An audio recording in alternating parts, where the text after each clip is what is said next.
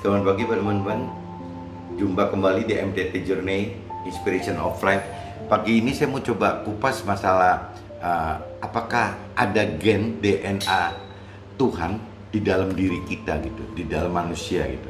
Nah ini kalau kita melihat firman itu, salah satu firman di ayatnya, Tuhan sudah melihat kita selagi kita masih bakal anak gitu. Jadi mungkin waktu embrio itu Tuhan udah tahu gitu, waktu sperma ketemu ovum itu Tuhan udah tahu gitu, sudah melihat kita pada saat kita dibentuk sebelum ada apapun juga gitu. Jadi sebelum kita jadi janin, sebelum jadi manusia, ya Tuhan sudah melihat kita pada saat itu gitu. Tuhan membentuk dan menenun. Jadi kalau istilah Tuhan membentuk dan menenun katanya, membentuk dan menenun kita dalam kandungan ibu kita. Jadi Tuhan udah memang dari sejak awal sudah memang lihat dan tahu kita. Bahkan Dia yang membentuk dan menenun. Berarti kan Dia yang menciptakan kita gitu dari awal. Secara rohani, secara roh gitu, kita dibentuk oleh Tuhan sehingga kita memiliki gen DNA dari Tuhan secara roh. Ini secara roh, bukan secara tubuh gitu. Secara roh, karena Tuhan yang membentuk kita gitu. Nah, kita berarti memiliki gen atau DNA yang dari Tuhan. Itu secara roh. Nah, tapi kalau secara jasmani, berarti secara tubuh, kita dibentukkan oleh orang tua gitu. Antara pertemuan sperma dari ayah dan ovumnya ibu gitu. Nah, itu terjadi, berarti kita dibentuk oleh orang tua kita menjadi manusia itu dengan gen dari orang tua kita juga gitu. Jadi di dalam kita itu terdapat dua gen gitu. Gen yang secara rohani kita dapat dari Tuhan, gen yang secara jasmani itu kita secara tubuh gitu kita dapat dari orang tua kita. Di dalam diri kita itu selalu ada dua gen yang menyertai kita gitu. Nah ini yang teman-teman harus tahu gitu, bahwa di setiap kita itu ada gen DNA yang dari Tuhan. Jadi jangan main-main gitu. Nah kita tidak cuma ada gen dari ayah dan ibu saja, tapi juga ada gen yang dari Tuhan. Di sini akan timbul friksi gitu, karena gen yang dari Tuhan, yang dari gen dan DNA yang dari Tuhan itu seolah-olah kan mempunyai pikiran perasaan yang dari Tuhan gitu. Karena gennya dan DNA-nya dari Tuhan, pasti pikiran dan perasaannya seperti yang Tuhan mau gitu. Nah, sedangkan secara duniawi kita mempunyai gen DNA dari orang tua kita. Berarti ada pikiran perasaan si ayah, orang tua kita, ayah sebagai orang tua, dan juga ada pikiran dan perasaan si ibu sebagai orang tua kita. Berarti kan akan ada dua kali percampuran gitu. Jadi sekali urusannya DNA, gen dan DNA-nya Tuhan, yang satu gen dan DNA-nya ayah dan ibu. Ini aja udah bisa berbeda gitu, antara mana gen DNA yang ayah atau yang ibu yang dominan atau mix gitu. Itu dari cerita orang tua kita gitu. Belum lagi kita ketemu dengan gen dan DNA-nya Tuhan. Berarti kita akan ada dua tahap gitu, bagaimana menemukan pikiran perasaan. Pikiran perasaan itu kan kita sebut jiwa.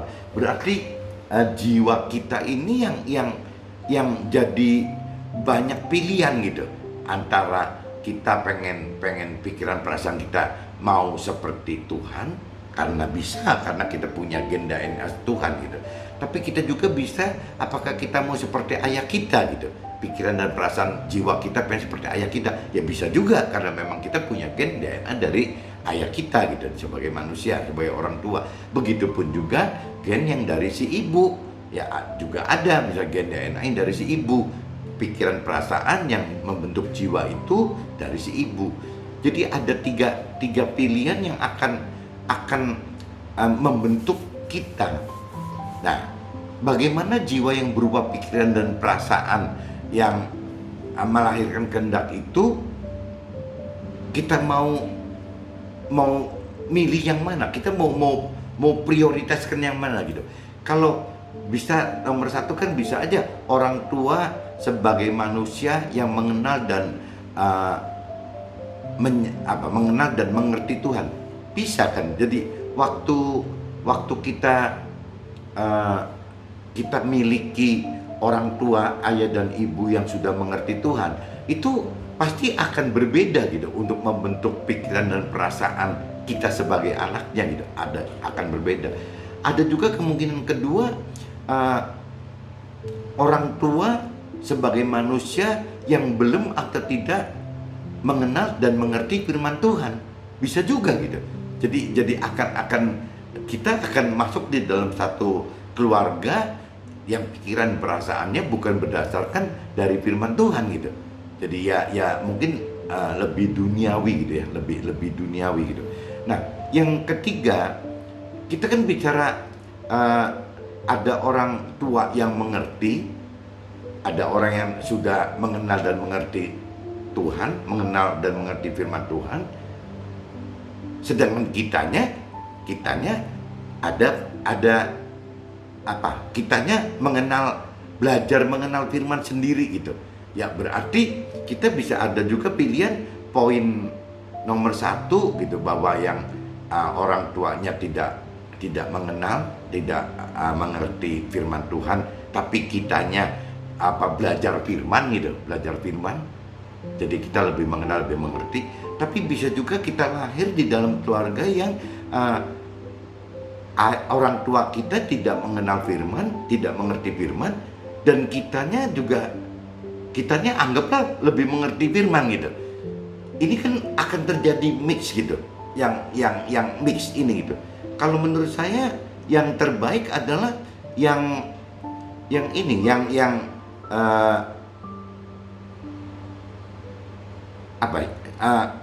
alangkah baiknya apabila kita sebagai orang tua ya, kalau kita sebagai orang tua, alangkah baiknya kita sebagai orang tua harus mengenal firman lebih dulu gitu. Harus lebih mengenal firman lebih dulu. Sehingga waktu kita mengenal firman lebih dulu, kecenderungan kalau kita punya anak gitu, si anak itu lebih sesuai dengan gen dan DNA-nya Tuhan dibanding kita sebagai orang tua yang belum atau tidak mengenal, tidak mengerti firman Tuhan. Ini kasihan anak-anaknya gitu. Nanti anak-anaknya itu jadi nggak punya arah ya, antara kitanya tidak mengerti, tidak mengenal dan tidak mengerti firman Tuhan, tidak mengenal roh Tuhan gitu. Nah, anaknya ini jadi akhirnya labil mau kemana. Tapi kalau kita misalnya kitanya sebagai orang tua mau lebih mengenal dan mengerti Tuhan lebih dulu gitu, ya berarti si anak akan lebih smooth gitu, akan lebih lancar untuk bisa kemungkinan besar ketemu gen dan DNA Tuhan, bukan gen dan DNA-nya orang tua loh. Kita sebagai orang tua, kalau kita sebagai orang tua, sebagai manusia, sebagai ayah dan ibu kan rasanya nggak bisa semaksimal kalau seandainya anak kita langsung memiliki gen seperti Tuhan, gen dan DNA seperti Tuhan. Jadi kita sebagai orang tua yang bijak harusnya bagaimana kita membimbing, kita menuntun anak-anak kita supaya anak-anak kita itu memiliki gen seperti gen dan DNA-nya Tuhan gitu. Nah, caranya ya nggak jauh-jauh, ya kita dari kitanya sendiri sebagai orang tua harus secepatnya gitu belajar mengenal dan mengerti akan firman Tuhan, akan roh Tuhan gitu, sehingga nanti kita bisa ajar anak kita seperti itu. Nah, waktu anak seperti itu berarti gen sebagai orang tua terhadap anak ini sudah bisa lebih mendukung si anak. Satu step lagi si anak masuk ke dalam gen dan DNA-nya Tuhan langsung gitu.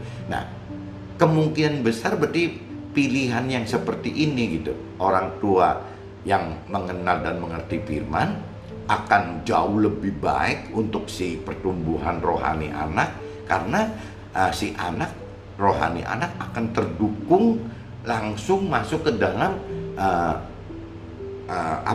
secara rohani masuk ke dalam gen DNA-nya Tuhan langsung gitu. Jadi ya itu saya ingetin lagi, alangkah bijaknya gitu kalau kita sebagai sebagai orang tua yang belum mengenal firman Tuhan, ya secepatnya belajar mengenal dan belajar mengerti akan firman Tuhan. Nah, sebaliknya yang sudah lebih dulu mengenal dan mengerti firman Tuhan, ya terus harus berjuang untuk makin masuk, makin dalam mempelajari soal kebenaran Tuhan. Karena Tuhan menghendaki kita ini seumur kita sampai meninggal itu kita harus terus belajar terus dari iman ke iman gitu, dari iman ke iman, bukan cuman iman sekali terus selesai. Di Tuhan itu pelajarannya nggak pernah selesai sampai kita meninggal gitu. Terus kita akan belajar dari iman ke iman, iman ke iman, iman ke iman, nggak ada berhentinya gitu. Jadi panjang sekali. Mungkin pagi ini saya cuman sharingkan bahwa kita ingatkan bahwa di dalam diri kita itu ada gen dan DNA dari Tuhan gitu. Kenapa? Karena sebelum kita lahir, selama kita ada dalam kandungan, sebelum jadi janin, Tuhan sudah ada, sudah melihat kita gitu. Jadi Tuhan sudah membentuk kita dari awal itu tuh. Jadi ya kita harus sadar bahwa kita ini berarti ada turunan Tuhan gitu, karena Tuhan ikut terlibat di dalam pembentukan kita waktu di janin saja sudah diatur sama Tuhan gitu. Nah, cuman setelah lahir kan setelah lahir ada juga gen yang dari ayah dan ibu.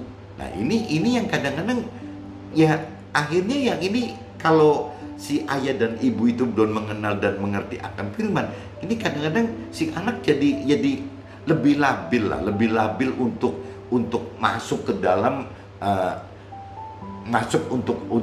untuk menjadi seperti yang gen Tuhan, DNA Tuhan itu gitu. Labil karena tidak ada orang tua yang menuntun. Saya lebih condong kita sebagai orang tua ya itu yang tadi dibilang secepatnya belajar gitu, jangan kelamaan sampai nanti anak-anak kita sudah tidak mengenal Tuhan, nanti kan kita juga malah jadi repot sendiri gitu. Mungkin pagi ini sharingnya begini teman-teman, diingatkan bahwa kita punya gen dan DNA dari Tuhan, dan seharusnya kalau kita punya gen dan DNA dari Tuhan, harusnya kita ini istimewa gitu dibanding teman-teman orang dunia yang belum mengenal dan mengerti Tuhan. Nah, tinggal masalahnya kenapa kok orang yang lebih mengenal mengerti Tuhan, orang yang punya basic gennya DNA dari Tuhan, kok dalam realita kehidupannya kok bisa nggak maksimal gitu, nggak bisa maksimal. Ya ada dua mungkin kalau saya pelajarin. Satu, memang orang tersebut belum bisa maksimal hidup, menghasilkan dalam hidup karena memang Tuhan masih memproses orang tersebut, seperti ceritanya Ayub gitu. Ceritanya Ayub kan, Nabi Ayub kan seperti itu gitu. Ya Ayub itu memang tadinya orang kaya kok, cuman karena memang Tuhan mau tingkatkan level imannya si Nabi Ayub gitu. Akhirnya Ayub harus mengalami seperti itu. Nah, itu juga kan sama. Berarti kan Ayub dalam hidupnya pada saat diuji coba kan bisa orang dunia beranggapan nggak ada buktinya kok, berarti Ayub tidak maksimal gitu dalam hal-hal duniawinya gitu. Padahal kan Ayub saat itu memang Tuhan biarkan izinkan kejadian itu terjadi, ujian cobaan itu terjadi, karena Tuhan dengan maksud akan mengangkat Ayub lebih tinggi lagi gitu, terutama level imannya Ayub gitu. Meskipun setelah level iman Ayub nyampe seperti yang standar Tuhan inginkan, toh Tuhan juga kembalikan lagi semua gitu, bahkan diberikan double gitu, kesuksesannya dikasih double. Jadi ikut Tuhan itu untuk Nabi Ayub dapat dua, dapat satu keselamatan gitu di akhirat yang tadinya masih dia ragu-ragu. Nah, yang kedua dia tetap kok Tuhan kasih kesuksesan duniawi gitu. Yang saya tangkap firman Tuhan janjinya seperti itu, cuman cara mengarahkannya itu kadang-kadang ada mentor yang khawatir kalau kita bicara terlalu duniawi, sukses duniawi, akhirnya si teman rohani ini tidak jadi maksimal gitu karena ributnya soal duniawi terus gitu. Nah, ada satu mentor yang kadang-kadang dua-duanya gitu, diarahkan dua-duanya, ya you harus uber rohani dulu gitu, nanti baru dapat duniawi gitu. Nah, tapi ada satu mentor lagi yang tadi saya katakan sebelumnya tidak mau bicara duniawi itu. Kenapa? Karena bukan si mentor tidak ngerti bahwa Tuhan janji tambahkan yang urusan duniawinya. Saya rasa mentor itu tahu kok, cuman mentornya khawatir gitu, jangan-jangan kalau kita bicara duniawi jadi akhirnya kepengennya si kitanya ngubernya duniawinya gitu, bukan keselamatannya. Sedangkan dari versi Tuhan kan kebalik, Tuhan kan pengen kita dapatkan keselamatannya dulu gitu. Kalau kita udah dapat keselamatan kekalnya, duniawi sih nggak usah diminta juga harusnya datang sendiri gitu. Memang Tuhan memang janji seperti itu akan ditambahkan. Ya mentornya kalau saya pelajarin ada dua itu gitu. Jadi dua-duanya mentor yang kemakmurannya sebatas bicara lebih tajam gitu ya dengan dasar-dasar firman dan roh Tuhan, ya tidak apa-apa menurut saya, biarin aja gitu. Toh memang janji Tuhan seperti itu. Tapi sebaliknya kalau mentor yang khawatir gitu, orang teman-teman rohani tersesat dia begitu, ya benernya sih ya nggak apa-apa sih, cuman terkesan kok jadi keras banget ya, dan untuk menarik orang-orang dunia pada awalnya ke Tuhan itu agak sulit, karena terus terang diakuin orang yang ikut Tuhan semua dasarnya awalnya pasti pengen sukses duniawi kok, bukan karena pengen selamat akhirat. Nah, cuman yang sudah dewasa rohani nanti akhirnya akan lebih memilih selamat akhirat daripada kesuksesan duniawi. Ini butuh waktu teman-teman untuk bisa sampai datang ke pola pikir seperti ini gitu. Tapi selama kita ada gen dan DNA dari Tuhan, seharusnya kita ini pasti akan ada kemenangan gitu. Jadi ya kita imani bahwa memang gen dan DNA dari Tuhan itu ada di dalam kita. Mungkin begini ya teman-teman, mudah-mudahan bisa ketangkap maksudnya gitu. Dan kalau memang Tuhan kehendaki, ya nanti saya coba bikin sharing-sharing berikut yang terkait khususnya dengan apa yang saya alami gitu. Nanti saya ceritakan ke teman-teman, siapa tahu bisa menjadi inputan dan syukur-syukur bisa memberi satu manfaat gitu ya untuk hal kehidupan rohaninya teman-teman dan keluarga teman-teman sendiri gitu.